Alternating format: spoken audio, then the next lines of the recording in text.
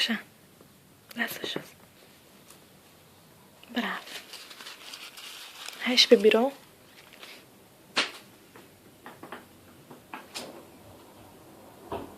Haide, sus!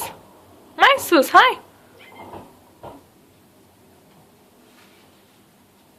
Așa. Bravo, haide, lasă-mi-o mie. Lasă-mi mie. Așa. Hai și odată așa mai ușurel pe aici, da? Bravo. Lasă-l mami aici. Bravo.